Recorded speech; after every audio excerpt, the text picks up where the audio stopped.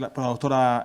Valle Palomo Ruiz, que nos va a hablar de qué son los sensores y de cómo han revolucionado la biomedicina.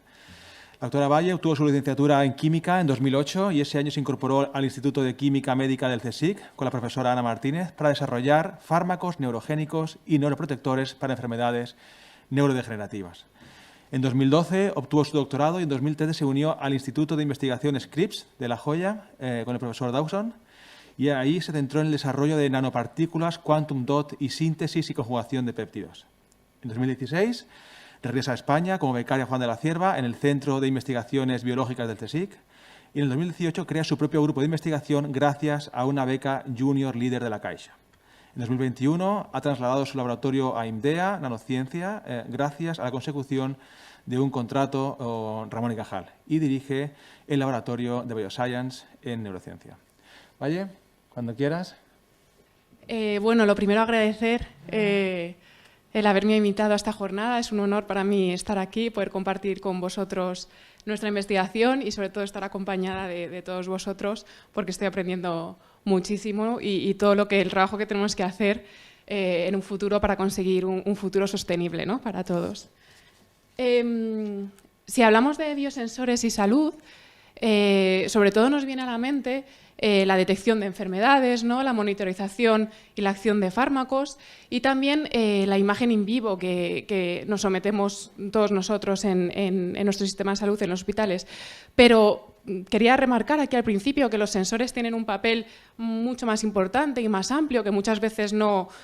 tenemos en cuenta, como por ejemplo la detección de toxinas, el control de la calidad en los alimentos que consumimos y también, por ejemplo, la regulación de fisiología de plantas y, por lo tanto, constituyen un elemento clave en muchos elementos de nuestra vida y, sobre todo y fundamentalmente, en salud.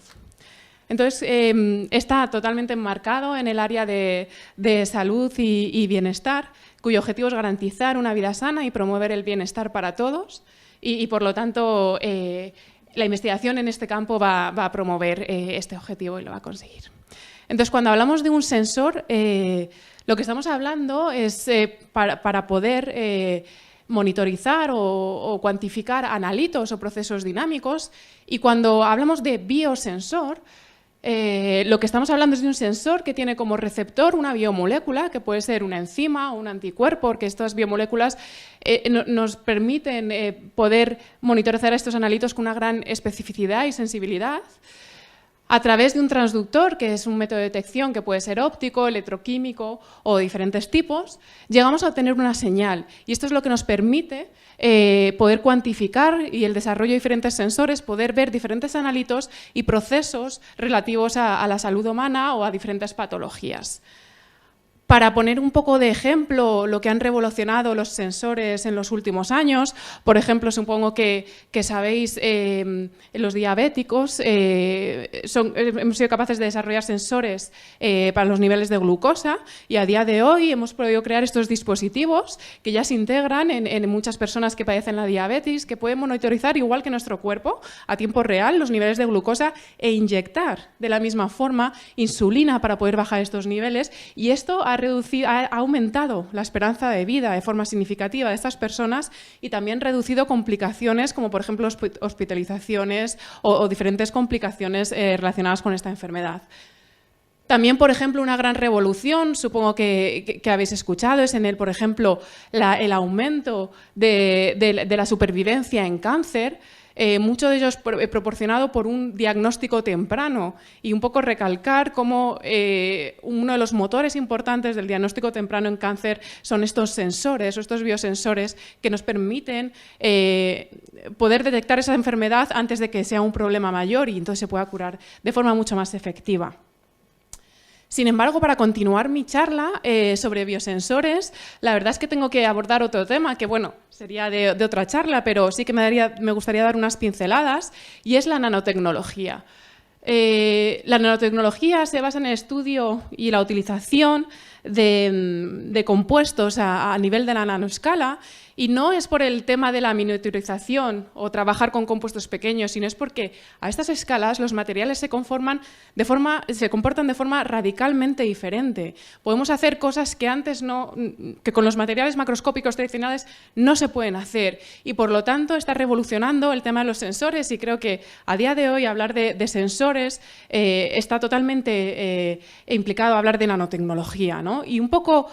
para una pequeña visión, aunque no voy a hablar un poquito más mucho más de lo que es la nanotecnología, pero para que veáis un poco el zoom o hasta dónde llegamos, hasta cuánto de pequeño llegamos con la nanotecnología. Si veis aquí tenemos un grano de café y un grano de arroz, y si vamos haciendo zoom,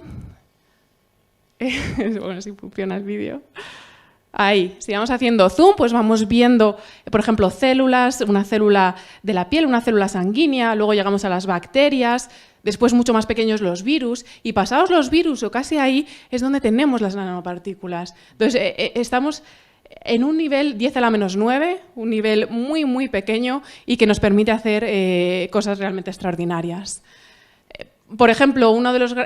primeras aplicaciones de la nanotecnología fue en estos sensores de flujo, por ejemplo, los conocidos test de embarazo o test de glucosa que utilizamos a día de hoy, en los que utilizan nanopartículas de oro. Y, por ejemplo, los que nos han permitido en esta pandemia poder detectar el coronavirus en muestras de diferente tipo, muestras de sangre, muestras de saliva, gracias a estos sensores de una forma rápida y eficaz, ¿no? También quería dejar dos pinceladas, dos ejemplos de que yo creo que en nuestro país se está haciendo investigación de gran calidad en este tema, en el tema de los sensores. Tenemos grupos muy punteros llevando a cabo tecnología que se desarrolla por primera vez, por ejemplo, en España a nivel mundial. Por ejemplo, destacar justo con estos sensores de nanopartículas de oro es el grupo, por ejemplo, de Laura Lechuga, en el Instituto de Nanotecnología de Cataluña, que está pudiendo hacer estos sensores de forma muy precisa y con un tiempo récord de análisis que muchas veces en la clínica es necesario ser rápido para poder analizar esto. Luego, otra de las aplicaciones de los sensores es la imagen molecular, y aquí, por ejemplo, este vídeo que me ha prestado el grupo de Daniel Jaque. Como sabéis, bueno, en la luz visible en nuestros cuerpos es opaco, no podemos ver en el interior, ¿no?, de nuestro cuerpo, que nos gustaría para determinadas enfermedades. Pero la luz infrarroja somos transparentes. Y entonces lo que está desarrollando el grupo de Daniel Jaque son unas nanopartículas de plata que cuando se inyectan en el torrente sanguíneo, esto es un ratón, nos permite ver con gran calidad y en tiempo real, que es algo que hasta hace muy poco no era posible, el sistema circulatorio de un organismo vivo en tiempo real, y además, por las propiedades de estas partículas, podemos detectar y podemos saber la temperatura a las cuales tenemos diferentes órganos internos del cuerpo, lo que nos da muchísima información, por ejemplo, para la detección de tumores, en los que sabemos que las propiedades físicas son diferentes. Por último también, y para solucionar un gran problema, como por ejemplo son las lesiones medulares, destacar este proyecto en INDEA Nanociencia del profesor Rodolfo Miranda, en el que utilizando materiales nanoestructurados son capaces de monitorizar las corrientes eléctricas de las neuronas en la médula espinal, a la vez que con activadores poder transmitir esa corriente, lo que podría generar un bypass en la médula espinal, y podría ser una solución real que se puede hacer a temperatura ambiente para los pacientes de estas patologías. En nuestro grupo de investigación nos estamos centrando en entender las bases moleculares de la neurodegeneración y por qué en ciertas enfermedades se produce una muerte neuronal progresiva que además somos incapaces de frenar. Para ello, lo que nosotros queremos contribuir es para todo esto que nos entienda, porque además el cerebro es uno de los grandes desconocidos, los procesos que ocurren ahí. No tenemos todavía la tecnología necesaria para poder entender cómo funciona y también qué es lo que le pasa en estadios patológicos. Y por tanto, en el grupo estamos intentando desarrollar estas herramientas nanotecnológicas que nos permitan conocer cuáles son los mecanismos que no están funcionando bien en el cerebro y cómo podemos paliarlos o ayudar a la gente que sufre estas enfermedades. En el grupo estamos trabajando en 3 campos diferentes, utilizando nanopartículas de tipo quantum dot. Y estamos desarrollando estas partículas para monitorizar procesos dinámicos a nivel celular, también generar perfiles moleculares de esta enfermedad y también trabajar con vesículas extracelulares. Todo ello lo hacemos en células de pacientes, porque las enfermedades neurodegenerativas son muy difíciles de mimetizar en animales. Imaginaros cómo es poder evaluar Alzheimer en un ratón, ver sus recuerdos o ver si se acuerda de ciertas cosas. Entonces, nuestra estrategia en este campo es trabajar siempre con células de pacientes. En concreto, estamos trabajando con la esclerosis lateral amiotrófica, o ELA, que es aquella enfermedad neurodegenerativa en la que las que se mueren son las motoneuronas, que son las neuronas que son responsables de mover nuestros músculos. Y es en comparación con las otras enfermedades neurodegenerativas, que seguramente conocéis mejor, como por ejemplo el Alzheimer o el Parkinson, pues es la que tiene la incidencia a una menor edad, porque esta se da entre pacientes de 40 y 70 años, tiene un progreso mucho más rápido, casi la mitad, el 50% de los pacientes se muere antes de 2 años del diagnóstico de esta enfermedad. Y además es una enfermedad rara, que por un lado es positivo, porque no muchos de nosotros vamos a sufrir esta enfermedad nunca, pero lo que hace es que la inversión sea muy baja y todavía nos falte mucho por conocer cómo se produce esta enfermedad y sobre todo cómo podemos buscar tratamientos efectivos para tratarla, ¿no? Y en nuestro grupo estamos desarrollando estas técnicas para poder investigar esta enfermedad y sobre todo buscar fármacos. Entonces, os he comentado que lo hacemos con las nanopartículas quantum dots. ¿Y qué son estas nanopartículas? Pues son nanocristales luminiscentes que tienen numerosas ventajas frente a fluoróforos tradicionales que se han venido utilizando en biología y en diferentes campos de investigación. Por ejemplo, en función del tamaño, aquí veis diferentes fotos de microscopía electrónica con diferentes tamaños, tenemos diferentes colores. Tienen una gran fotoestabilidad y un gran rendimiento cuántico, o sea, son muy brillantes en comparación con fluoróforos orgánicos. Y además, debido a las propiedades de sus espectros, podemos realizar diferentes experimentos de multiplexing, pudiendo caracterizar de forma más amplia diferentes procesos moleculares. Es verdad que tienen inconvenientes. Es complejo, la funcionalización de las nanopartículas no es trivial, es algo que es necesario caracterizar y de forma precisa para poder entender el material que tenemos. La disponibilidad comercial todavía no es tan amplia como nos gustaría y también hay ciertos problemas de toxicidad porque estos materiales están formados con cadmio y selenio y estamos trabajando por un futuro poder reemplazar esos metales y poder utilizar estas partículas sin esos metales pesados. Pero al final lo que nos permite estas nanopartículas son expandir la caja de herramientas que tenemos los científicos para investigar enfermedades y por eso estamos utilizando. En cuanto a los procesos dinámicos que estudiamos un proceso dinámico que ocurre en todas nuestras células, que es el movimiento de motores moleculares. ¿Sabéis? Todas nuestras células tienen esas carreteras formadas por los microtúbulos, por sus unidades de tubulina, y sobre ellos van andando, van transportando motores de quinesina y dineína que transportan diferentes vesículas dentro de todas nuestras células, ¿no? Y entonces nosotros estamos monitorizando esto con estos sensores. ¿Y cómo lo hacemos? Pues lo hacemos con péptidos que diseñamos de forma modular para que puedan entrar en nuestras células, puedan unirse a esos motores y luego puedan los podamos ver, sean fluorescentes, tanto con fluoróforos orgánicos como con estas partículas quantum dot. Y lo que observamos pues, son fotos o vídeos como los de la imagen, en las que tenemos aquí células que hemos marcado esas carreteras de color verde y los puntos son nuestros sensores. Y no solamente podemos verlo, sino que además podemos cuantificarlo. Podemos ver la velocidad a la que se mueven estas partículas, podemos ver el desplazamiento y de forma muy interesante podemos ver cómo diferentes fármacos modulan estas carreteras y podemos ver su efecto en la velocidad del desplazamiento de estos sensores.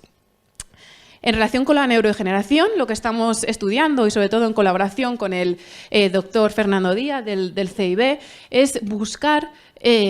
fármacos que nos permitan estabilizar estas carreteras, porque está descrito que en las enfermedades neurodegenerativas una de las cosas que pasa en las neuronas es que los axones se van desestabilizando y las neuronas van perdiendo esa capacidad de transmitir la información. Entonces queremos poder estabilizar estas carreteras sin tocar o sin alterar la velocidad y el desplazamiento fisiológico que necesita ocurrir sobre ellas. En cuanto al desarrollo de perfiles moleculares, estamos trabajando en él y sobre todo con la proteína TDP43, que es una proteína que en esta enfermedad está desregulada y en vez de encontrarse en el núcleo de las células, que es su papel principal, donde tiene que estar, en los pacientes se encuentra en el citosol de forma agregada, de forma aberrante. Nosotros trabajamos con Quantum Dot en colaboración con la doctora Martín Requero y, como os he contado, son partículas grandes y uno de los objetivos principales del grupo fue hacer estudios de permeabilidad en diferentes células de origen humano, o sea, derivadas directamente de pacientes, como por ejemplo trabajamos con linfoblastos de pacientes, para poder entender cómo podíamos caracterizar y hacer este perfil molecular y además, por ejemplo, poder teñir esta proteína TDP43 en estas células de pacientes. Como podéis ver, cómo podemos realizar esos estudios en multiplex y no multicolor, somos capaces de, en células pacientes de ELA, poder ver esta proteína, también su forma fosforilada, que está muy relacionada con que esta proteína no funcione bien y se encuentre agregada, de forma multicolor en estos pacientes. Y también, teniendo en cuenta que podemos controlar la permeabilidad de los Quantum Dot en el interior de las células, estamos sacando partido a esta inicial desventaja, pero creemos que es una ventaja, porque podemos controlar este marcaje citosólico, que es el patológico, y poder utilizar citometría de flujo con estos Quantum Dot, que nos permite ver solamente la TDP43 patológica, que es algo que con fluoróforos tradicionales no podemos hacer. Y estamos poniendo a punto estos ensayos de citometría para poder ver, caracterizar en los pacientes de forma cuantitativa esta proteína TDP43 y fosfo-TDP43. El objetivo del desarrollo de todas estas herramientas de luminiscencia, sobre todo, es trabajar para buscar fármacos, poder ver cómo diferentes moléculas orgánicas pueden modular esta señalización que tenemos de esta proteína y quizá en un futuro pudiesen ser fármacos para esta enfermedad. Por último, me gustaría hablar de las vesículas o los exosomas neuronales y aquí agradezco a Aida la excelente introducción que ha hecho sobre vesículas extracelulares. Sobre todo nosotros estamos interesados porque se ha descubierto recientemente que podemos aislar vesículas extracelulares de la sangre de origen neural y entonces podemos descifrar el mensaje que mandan nuestras neuronas o la forma de comunicarse entre ellas y lo podemos localizar en plasma. Así podríamos caracterizar molecularmente la neurodegeneración, que es una de las grandes dificultades en el estudio de las enfermedades neurológicas, es poder ver realmente qué está pasando en el cerebro y creemos que con esto podemos solucionarlo. Por ejemplo, simplemente para que veáis un ejemplo con el beta-amiloide, que es una de las proteínas patológicas en el Alzheimer, como veis qué bien correlacionan los datos cuando utilizamos beta-amiloide que está asociado a exosomas frente beta-amiloide en sangre sin estar asociado a estos somas y por lo tanto creemos que va a ser un futuro, va a revolucionar el campo de los biomarcadores. Pues bien, tiene muchas ventajas, van a ser específicos, tenemos un mensaje conservado. Sin embargo, también el hecho de que no se hayan estudiado más es por dificultades debido a su pequeño tamaño y porque la concentración de biomoléculas tanto en su exterior como interior es muy limitada y por eso necesitamos la optimización de sensores para poder caracterizarlas, fenotiparlas y poder mirar de forma cuantitativa lo que tienen en su interior y que nos permita correlacionarlo con la enfermedad. Bueno, nosotros estamos trabajando con linfoblastos de pacientes, cada barra de estas, por ejemplo, son pacientes de la enfermedad y controles sanos y sabemos que en estos modelos tenemos un mayor número de concentración de estas exovesículas, que además son también mayores en tamaño. Y de forma muy interesante lo que estamos viendo es que si tratamos los cultivos con diferentes fármacos que modulan TDP43, como he comentado, tenemos una reducción en el número de partículas y en el tamaño de las mismas. Por lo tanto, creemos que podemos estar incidiendo en la progresión de la enfermedad y quizá a lo mejor en un futuro en la cura. Bueno, hacemos más análisis, por supuesto, es necesario caracterizar de forma robusta, así que utilizamos microscopía electrónica y trabajamos con los Quantum Dot para poder fenotiparlas, poder caracterizarlas y poder medir esas moléculas que tienen en el interior. Bueno, para terminar me gustaría dar un poco de pinceladas de lo que yo creo que los sensores van a poder brindarnos o darnos en un futuro. Actualmente, como sabéis, cuando uno tiene una enfermedad, pues va al médico y le da un fármaco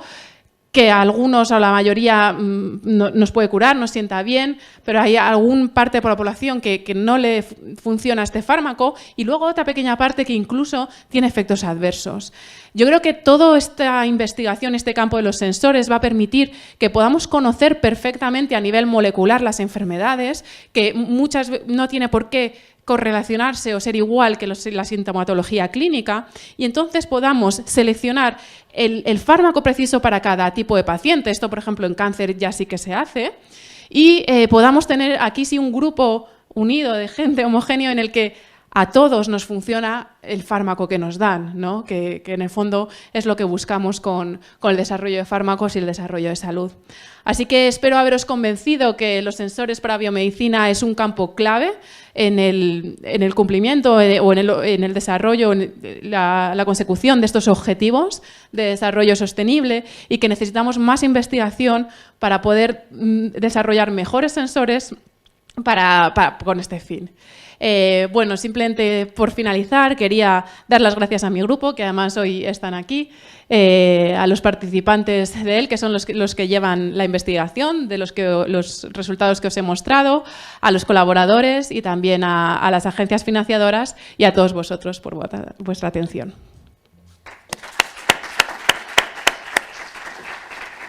Muchas gracias, Valle, por darnos esta pincelada sobre el potencial de los biosensores, concretamente en el ODS-3 y todo su posible impacto sobre la salud de las personas. Bien, yo voy a proceder a entregarte la ilustración del ODS-3. Muchas gracias.